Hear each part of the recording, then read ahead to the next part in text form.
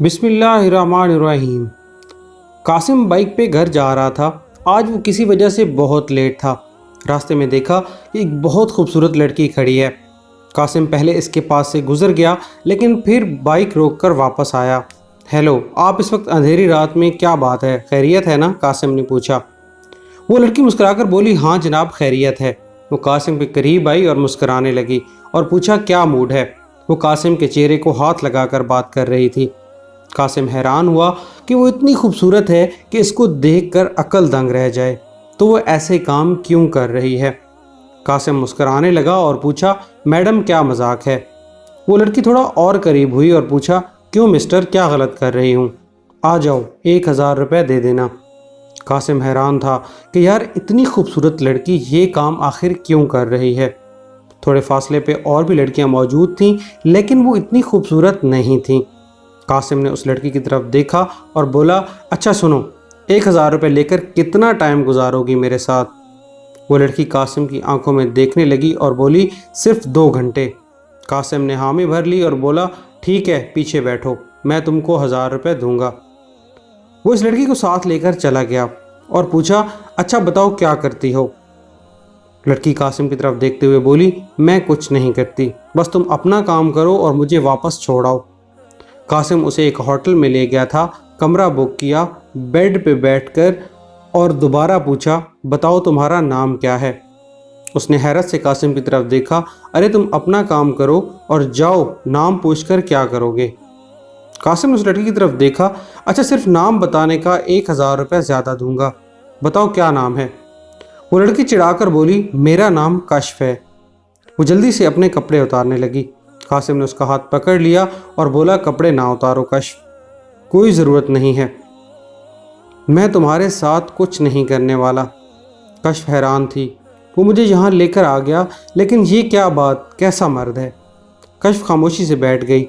ठीक है, 2 घंटे के लिए मैं तुम्हारी हूँ, जो करना है कर लो, 1 घंटा बाकी है। कासिम ने घड़ी की तरफ देखा, फिर से पूछा, क्या हर रोज़ आती हो यहाँ? कश्फ ने हाँ में सर हिलाया, जी हाँ, हर रोज़ आती हूँ। कासिम ने नंबर मांगा, लेकिन कश्फ ने नंबर देने से इनकार कर दिया। मैं नंबर नहीं दूंगी, हर रोज़ मैं यहीं पे होती हूँ। 2 घंटे गुजर गए। कासिम ने उसे वापसी उसी जगह पे छोड़ा, उसके हाथ में 2000 रखे और चला गया। कश्फ हर रोज़ वहाँ आती, जिस्म बेचती, पैसे कमाती। कासिम घर आया और बहुत परेशान था। यार ऐसी क्या वजह हो सकती है? वो लड़की जिस्म बेचती है और इतनी खूबसूरत है, पढ़ी लिखी लगती है, फिर क्यों ऐसा करती है? मेरी समझ से बाहर है। कासिम दूसरी रात फिर वहाँ गया। कश्फ कुछ लोगों के साथ बात कर रही थी और कासिम इंतज़ार करता रहा। कश्फ ने देख लिया था कासिम को, तो वो लोगों से फ्री होकर कासिम के पास आई। आ गए मिस्टर कासिम? सलाम किया। जी हाँ, आ गया हूँ, कैसी हो कश्फ? कश्फ बाइक के पीछे बैठ गई और चलो होटल चलते हैं। कासिम मुस्कुराने लगा, तुमको कैसे पता मैं होटल लेकर जाऊँगा? कश्फ ने कासिम के कंधे पे हाथ रखा, इतना तो समझती ही हूँ जनाब। वो होटल चले गए। कासिम ने ज़िद की कि बताओ क्यों करती हो ऐसा, अपनी फैमिली के बारे में बताओ। कश्फ खामोश रही, नहीं सर, मैं अपने बारे कुछ नहीं बताऊंगी। लेकिन कासिम की ज़िद पे कश्फ ने सिर्फ इतना बताया कि इसकी तलाक हो चुकी है, बस। इसके अलावा कश्फ ने कुछ ना बताया। कासिम हर रोज़ कश्फ को मिलने आता, कश्फ के साथ टाइम गुजारता। एक रात कश्फ उदास खड़ी थी। कासिम पास आया और पूछा, कश्फ उदास क्यों हो? क्या हुआ, खैरियत है ना? कश्फ धीमे लहजे में बोली, हाँ खैरियत है।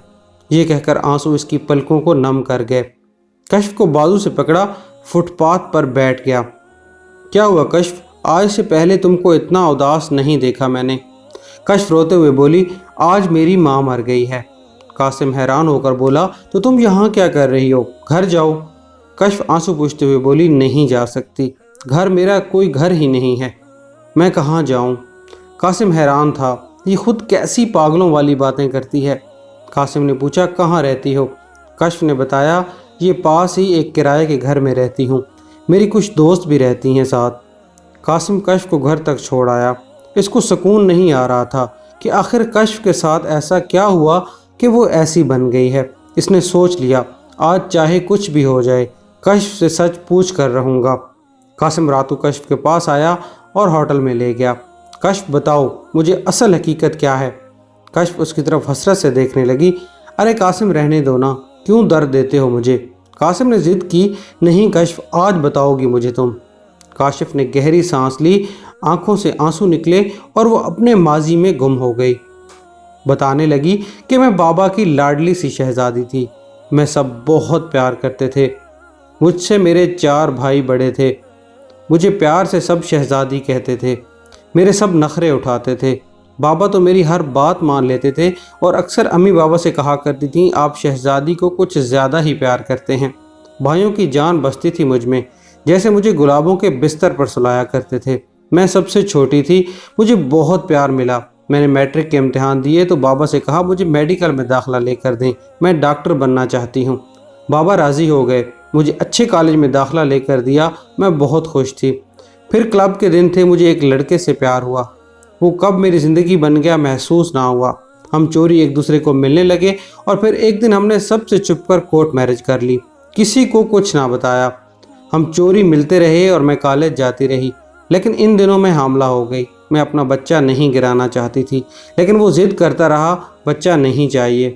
میں نے اسے کہا اس سب کو بتاؤ کہ تم میرے شوہر ہو اور مجھے اپنے گھر لے کر جاؤ۔ میں کبھی اس کے گھر نہیں گئی تھی، بس اعتبار تھا اس کی باتوں پہ۔ پھر ایک دن میں اسے کال ملاتی رہی، اس کا نمبر بند آ رہا تھا۔ میں 3 دن مسلسل فون کرتی رہی، میں روتی رہی، لیکن اس کا نمبر بند رہا۔ میں بے بس ہو گئی تھی، میرے پیٹ میں بچہ تھا، باپ بھائیوں کا ایک مان تھا مجھ پہ۔ میں نے سب کچھ ماں کو بتا دیا۔ ماں کو یقین نہیں ہو رہا تھا، ماں بابا کو کیسے بتاتی۔ ماں چھپ کر بہت روئی۔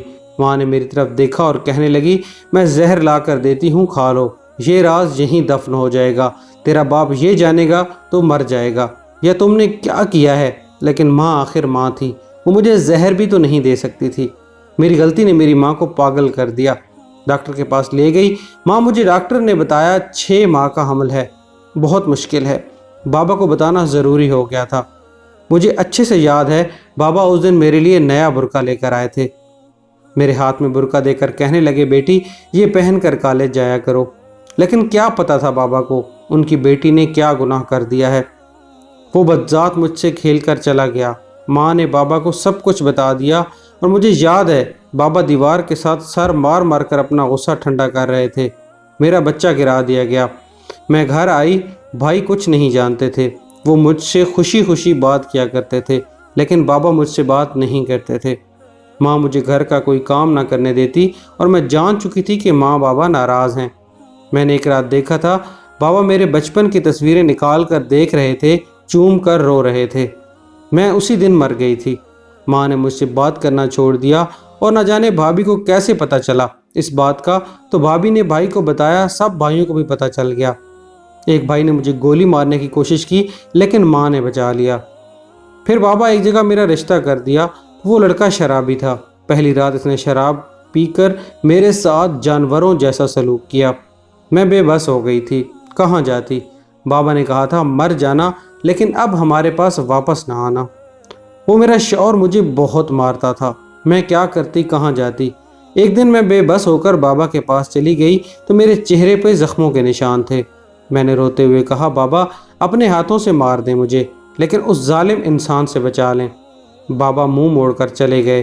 ماں نے مجھے گالیاں دیں کہ تم تو گھر بسا ہی نہیں سکتی۔ میری منتیں کرنے کے بعد اس ظالم سے مجھے طلاق دلوائی گئی۔ بھائی کوئی بھی بات نہیں کرتے تھے، ماں بھی بات نہیں کرتی تھی، بھابھی اپنے بچوں کو مجھ سے دور رکھتی تھیں۔ ایک بار میں نے اپنی بھتیجی کو اپنی باہوں میں لیا تو بھابھی نے مجھے بہت گالیاں دیں۔ اپنی بیٹی کو نہلاتے ہوئے کلمہ پڑھنے لگیں اور پاک کرنے لگیں اپنی بیٹی کو۔ میں اتنی بری ہو چکی تھی، مجھ سے سب نے منہ موڑ لیا، نہ بابا، ماں، بھائی، سب کے لیے میں بری تھی۔ میں 5 وقت کی نماز ادا کرتی، اللہ سے اپنے گناہوں کی معافی مانگتی۔ اللہ تو معاف کر دیتا لیکن لوگ معاف نہیں کرتے۔ گھر میں کچھ بھی نقصان ہو جاتا سب مجھے منحوس کہتے، مجھے برا بھلا کہتے۔ اور پھر ایک دن میں بابا کے پیر پکڑ لیے، بہت روئی تھی میں اسی دن بابا کی ٹانگوں سے لپٹ کر۔ بابا مجھ سے گناہ ہو گیا تھا، مجھے بابا معاف کر دیں۔ میں چیخ چیخ کر رو رہی تھی۔ بابا کرسی پر بیٹھ گئے اور انہوں نے میرے سر پہ ہاتھ رکھا، کچھ کہنا چاہتے تھے لیکن وہ بھی چھوڑ گئے۔ دل کا دورہ پڑا اور وہ مجھے روتا ہوا اس دنیا میں اکیلا چھوڑ گئے۔ اس دن ماں نے مجھے منحوس بدبخت کہا اور میں بہت روئی تھی۔ بابا کی موت کے بعد بھائیوں نے مجھے گھر سے نکالنے کا فیصلہ کیا۔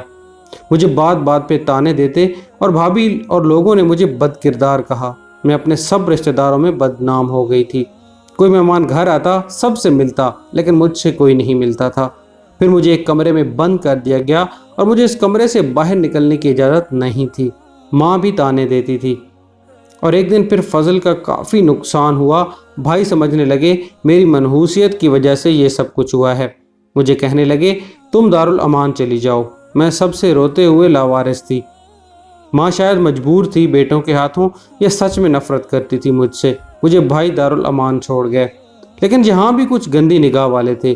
میں جوان خوبصورت تھی تو مجھے یہاں بھی ہراساں کیا جانے لگا۔ بس حالات سے لڑتے لڑتے میں پھر اس گندگی میں آ گئی۔ ہاں، ماں سے بات کرتی تھی میں فون پہ۔ ماں چوری بات کرتی تھی بھائیوں سے۔ بہت روتی تھی ماں میرے لیے، لیکن شاید بے بس تھی، رشتہ داروں کا سامنا نہیں کر پا رہی تھی۔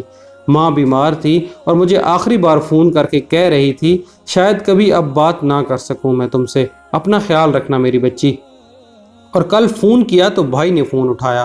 میں خاموش رہی، لیکن پیچھے رونے کی آواز آ رہی تھی۔ میں سمجھ گئی تھی میری ماں اب نہیں رہی۔ کشف رو رہی تھی اور قاسم پاس بیٹھا تھا۔ فجر کی اذان ہونے لگی۔ کشف نے آنسو پوچھے قاسم مجھے میرے گھر چھوڑ آؤ۔ قاسم کی آنکھیں نم تھیں۔ کشف کے قریب ہوا، آنسو صاف کیے۔ کشف آؤ میرے ساتھ۔ کشف کو اپنے گھر لے گیا۔ قاسم کی ماں نماز پڑھ کر بیٹھی تھیں اور قاسم کے بابا نہیں تھے۔ 3 چھوٹی بہنیں تھیں۔ قاسم گھر میں داخل ہوا۔ صبح صبح کا وقت تھا۔ چڑیوں کی چوں چوں کی آواز آ رہی تھی اور باغ میں کوئل کی پیاری سی آواز سنائی دے رہی تھی۔ بڑی بہن نے قاسم کے ساتھ کشف کو دیکھا تو دوڑتی ہوئی ماں کے پاس گئی۔ اماں، بھائی پتہ نہیں کس لڑکی کو گھر لے آئے ہیں، لڑکی ویسے بہت خوبصورت ہے۔ ماں نے قرآن پاک چوم کر بند کیا اور اللہ خیر کرے کہا۔ قاسم نے ماں کو سلام کیا۔ ماں نے قاسم کا ماتھا چوما۔ آ جا میرے بچے، بیٹھ جا۔ کشف کے سر پہ ہاتھ پھیرا۔ آ میری بیٹی بیٹھ جا یہاں میرے پاس۔ ماں نے کوئی سوال نہ کیا، کیونکہ وہ جانتی تھی اس کا بیٹا قاسم کبھی کچھ غلط نہیں کر سکتا۔ ماں نے بیٹی کو جلدی سے کہا ناشتہ بناؤ اور ہمیں ناشتہ دو۔ کشف کو پاس بٹھایا، سر پہ ہاتھ رکھا۔ ماشاءاللہ کتنی پیاری بیٹی ہے، نظر نہ لگے۔ آنکھیں کیوں سرخ ہیں، روئی ہو کیا؟ کشف اداسی چھپا کر مسکرانے لگی۔ نہیں خالہ، ایسی کوئی بات نہیں۔ ناشتہ کیا، پھر قاسم نے ماں کو سب کچھ بتایا۔ ماں کے پاس بیٹھ کر بولا ماں اجازت دو تو میں نکاح کر لوں کشف سے۔ ماں پہلے خاموش رہی، پھر اپنی بیٹیوں کی طرف اس کی جگہ میری بیٹی بھی ہو سکتی تھی۔ قاسم کو سینے سے لگایا۔ ہاں بیٹا کر لو، سادگی سے نکاح کروا دیتی ہوں تم دونوں کا۔